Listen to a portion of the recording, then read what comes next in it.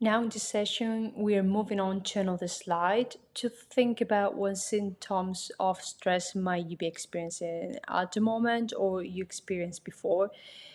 So, are you someone who struggles with tummy troubles, or perhaps you are someone who has headaches recently or had at some point? You may be someone who has physical experiences of sweating and pins and needles in your arms and in your body.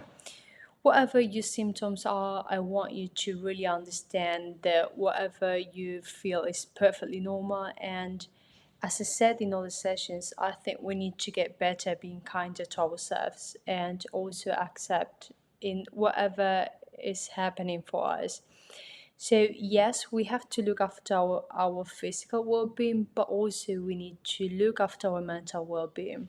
That it's really important, and it's so really to connect with yourself and understand the impact that stress has on your body. So, I'm just showing you a little slide now. Here we go.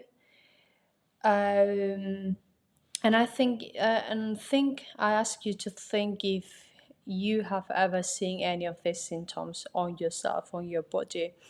So when we're stressed, some of us may have experienced that we want to sleep more and we feel absolutely exhausted when we are not doing that much actually. We may feel like we're doing less, but we're more tired and we'll look at the changes of our skins. When we look at that, some of us may be experiencing skin troubles and a change in eating patterns as well. So we're going to look at that a little bit in the near future. And what we're going to do now is to look for ways to support our immunity and to think about the hormonal imbalances as well. So really do connect and understand what is your stress signature and try to reframe your thinking into the things that you can control rather than the things that you can't.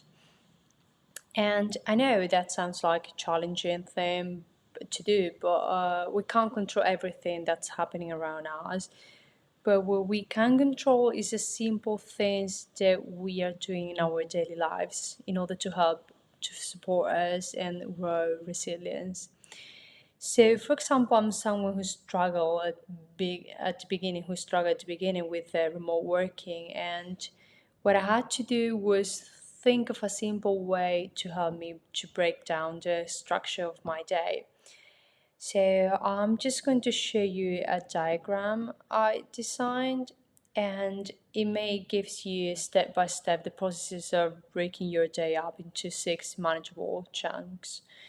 And I think what we need to step away from is from creating this list of constant things that we need to do or we need to be doing or we need to be working on because they can feel really overwhelming. So we simplify our day and hopefully that will be more effective and you're still more proactive. So yeah, I'm just going to take you over to the slide now as you can see. And this is my routine matrix system, as I like to call it, and it has intention. So I think that's something really to connect with. So what we have to connect with is what's your intention for the day. So I spoke before about not to try to think about work when we go to bed because I'm someone who was always opening up my work channels when I was going to sleep, and I think it was because I was rested and the creativity was allowed to come through.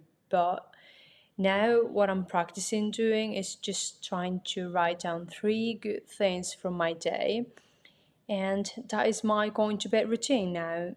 So instead of thinking about what can I do tomorrow and preparing my list, I'm rather focusing on the three good things that happened to me during the day. So practicing what I'm doing basically it's practicing gratitude from the day.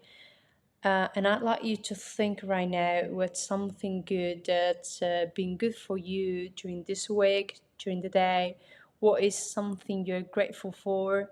So please do write that down. And if that involves someone else, connect with them and tell them how grateful you are for them, because they've just made a difference to your day. And it could be someone from work, it could be a friend or a family member. And just the act of gratitude really does shift our energies and create these positive feelings.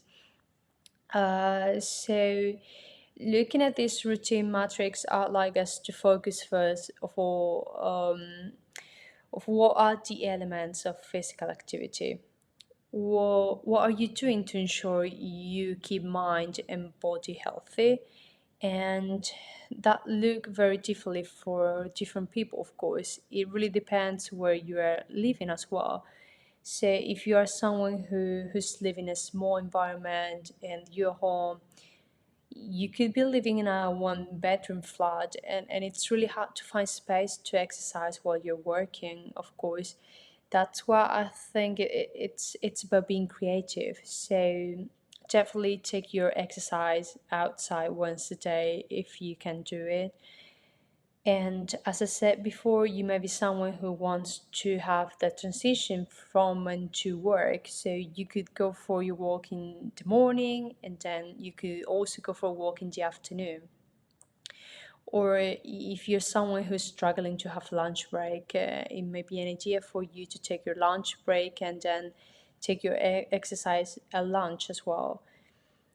Because often I'm hearing from people who are working through their lunch time and they're missing this break. And nowadays, working from home, I think it's vital more than ever to have a structure within your day.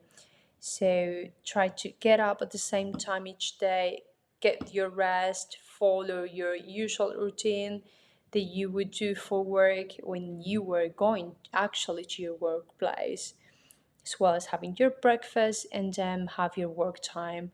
So do definitely include physical activity because it can really shift mindsets.